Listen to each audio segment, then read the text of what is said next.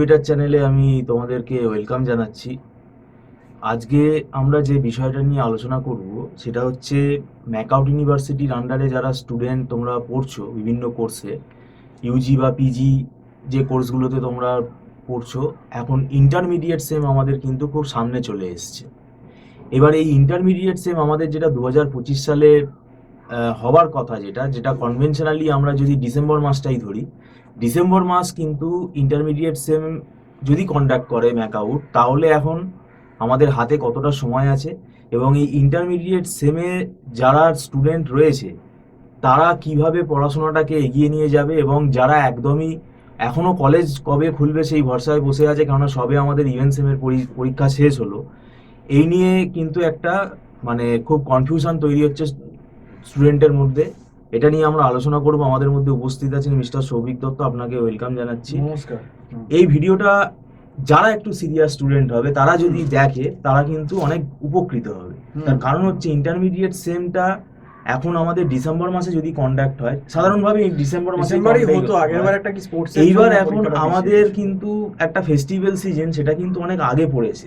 তো এইটার জন্য এবার স্টুডেন্টদের কি মানে অসুবিধা হতে পারে তারা যদি এখনো পড়া শুরু না করে? সময়টা খুব কম এমনিতেই। যদি ডিসেম্বরের ফার্স্ট উইকে ইন্টারমিডিয়েট সেমগুলো হয়, মানে থার্ড সেমিস্টার, ফিফথ সেমিস্টার বা সেভেন্থ সেমিস্টার, যে স্ট্রিমেই থাকুক না কেন, সময়টা খুব কম। অলরেডি আজকে জুনের প্রায় 23 তারিখ হয়ে গেল।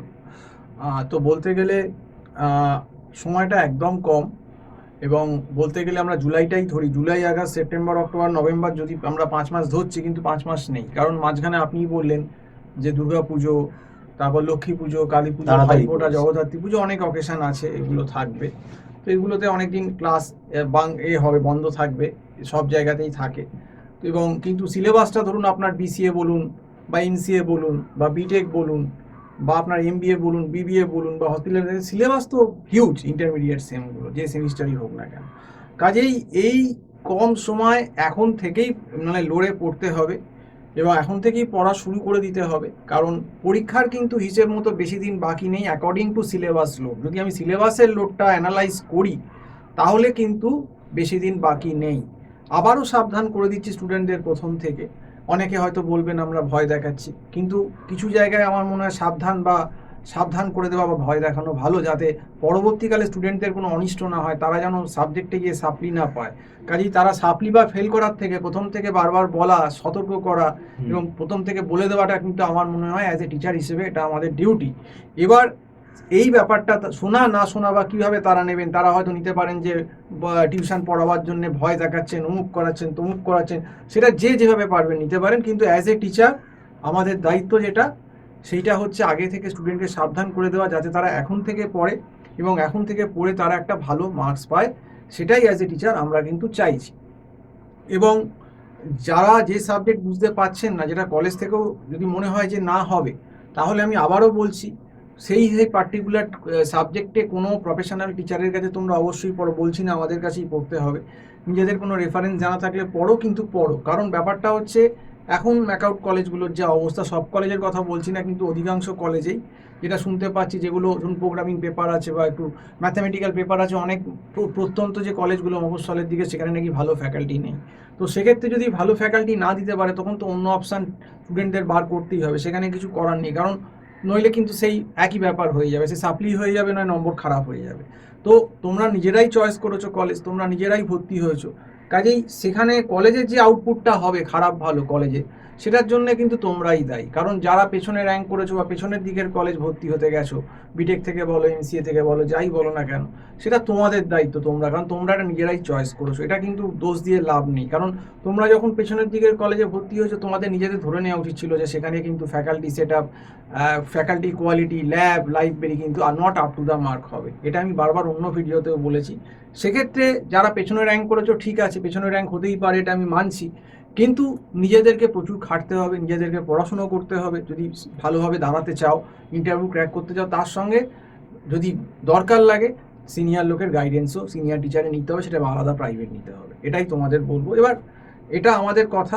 এবার মানা না মানা আমার মনে হয় সেটা স্টুডেন্ট বা যারা গার্জেন দেখছেন তাদের বক্তব্য। আমরা স্টুডেন্টের যে ভালো দিকটা যাতে ভালো হয়, সেই জন্যেই কিন্তু ইন্টারমিডিয়েট সেমের যে সময় কম এবং সিলেবাসটা যে হিউজ, যেমন আপনি যদি ধরার কথা বলছি, আপনার এমসিএ এর কথাই ধরলাম, থার্ড সেমিস্টার, এমসিএ যারা থার্ড সেমিস্টারে আছে, আপনার যদি মনে হয় কেউ যদি এখন আরো 1 মাস ঝুলিয়ে আপনার কাছে আগস্টে আসে, যে সত্যি যদি ডিসেম্বরের ফার্স্ট উইকে পরীক্ষা হয়, তাহলে কি আপনার পক্ষে ফুল সিলেবাস কমপ্লিট করানো সম্ভব? আপনি এমসিএ এর কথাটা বললেন, এটা খুবই গুরুত্বপূর্ণ, কেননা ম্যাকআউট ইউনিভার্সিটির এমসিএ এর যে সিলেবাসটা, কম্পালসারি সাবজেক্ট 3খানা আছে, আবার ইলেকটিভ সাবজেক্ট 2খানা আছে, টোটাল 5খানা সাবজেক্ট, 5টা সাবজেক্ট। এইবার মানে যেটা হয়, গত বছরও হয়েছিল, তাদের কোনো ভ্রুক্ষেপই নেই যে এই সাবজেক্টের সিলেবাসটা সম্বন্ধে একদম তারা ক্যাজুয়াল ভাবে নিচ্ছে।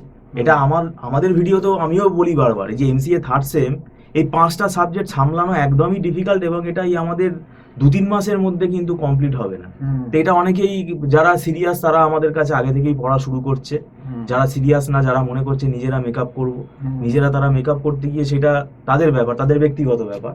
কিন্তু আমরা এটাও বলছি না যে আমাদের কাছেই আসতে হবে, কিন্তু সিলেবাসটার যে লোড, কলেজ কবে খুলবে সেই ভরসায় বসে না থেকে এখন থেকেই পড়া শুরু করে দেওয়া উচিত। কারণ হিসেব করতে গেলে আপনি যে দুর্গাপুজো, লক্ষ্মী পুজো, কালী পুজো, ভাইফোঁটা, বিশ্বকর্মা পুজো, অনেক কিছুই থাকবে, এইগুলো যদি আপনি কাউন্ট করেন দেখবেন এটাই কিন্তু 20-25 দিন, 1 মাস চলে যাবে। তো হিসেব করতে গেলে হয়তো 120 দিন বাকি আছে। যদি জুলাই থেকে কাউন্ট করেন দেখবেন 120 ডেজ, 120 ডেজ কিন্তু ঝড়ের মতো চলে যাবে। কোশ্চেন খুব স্ট্যান্ডার্ড হচ্ছে, আপনি যদি কনসেপ্ট না থাকে ওই আবল তাবল লিখলে কিন্তু এখন ম্যাকআউট কিন্তু সেরকম নাম্বার দিচ্ছে না, এটা পুরো পয়েন্ট কোশ্চেন অ্যানসার করতে হবে। যে মনে করছেন মানে লাস্ট বেঞ্চে বসতো, সে ওই কোনো রকমের টাইটায় পাস করে যেত, সে কিন্তু আর টাইটায় পাস করছে না, সে সাপ্লি নিয়েই বেরিয়ে আসছে। সেটা তো প্রত্যক্ষ প্রমাণ যে আপনার কাছে সাপ্লি খেয়ে পড়তে আসে স্টুডেন্ট, মানে সে প্রথম এলো না, আগে ধাক্কাটা খেলো, ধাক্কা খাওয়ার পর এলো। মানে 2 ধরনের স্টুডেন্ট থাকে, বিটেকেও সাপ্লি পেয়ে পড়তে আসছে, বিসিএ তেও সাপ্লি পেয়ে পড়তে আসছে। অথচ এরা নিজেরা দাবি করছে যে বিটেকে যারা পেছনের দিকে র্যাঙ্ক, তারা নাকি সব নাকি ইমপ্রুভ কেন করতে পারবে না। এই যে পোস্টটা দিয়েছি, ইঞ্জিনিয়ারদের পেছনের দিকে যারা র্যাঙ্ক ভর্তি হচ্ছে পেছনের কলেজগুলোতে, কাক কেন মূল হয় না? কিন্তু আপনার কথা থেকে এটা পরিষ্কার যে বিটেকে যারা পেছনের দিকে র্যাঙ্ক করছে, ম্যাক্সিমাম স্টুডেন্টই সিরিয়াস না। অন্তত 10 জনের ভেতর হয়তো 2 জন সিরিয়াস, 8 জনই সিরিয়াস না। নইলে কি করে তারা সাপ্লি পাচ্ছে এত? সেটাও একটা প্রশ্ন। এরা যাক না ইন্টারভিউ দিতে বড় একটা এমএনসি কোম্পানিতে, সেখানেই সব ক্লিয়ার হয়ে যাবে। তো যাই হোক, আমি আগেই তোমাদের অ্যালার্ট করে দিলাম, বি অ্যালার্ট। তোমরা কিন্তু ধরে রাখো, যদি এখন থেকে কাউন্ট করো, হয়তো পরীক্ষার 130 দিন বাকি আছে, দেখতেই 130-140 ডেজ। মাঝখানে পুজোটাকে বাদ দিয়ে দিলাম, কিন্তু সেটা যদি বাদ দাও, পুজো এইগুলো হিসেবগুলো, অন্য যেগুলো পুজো, লক্ষ্মী পুজো, কালী পুজো, ভাইফোঁটা, হেন তেন যেগুলো, তাহলে দেখবে হয়তো 120-30 দিন পড়ে আছে। এবং এত বড় সিলেবাসের কাছে 120-30 দিন দেখবে এরকম, মানে সে ঝড়ের মতো সময় চলে যাবে এখন থেকে যদি না করো। তো আগেই ওয়ার্ন করলাম, সাবধান করছি যে সাবধান হও, এখন থেকেই পড়ো, না হলেই কিন্তু আবার তোমরা ফেল করবে। এটা কিন্তু বললাম, নয় নম্বর খারাপ হবে, নয় খুব খারাপভাবে ফেল করবে। এখন সত্যি কথা বললাম, পড়াশোনা করো। তো এই অবধি বলেই শেষ করছি। নমস্কার।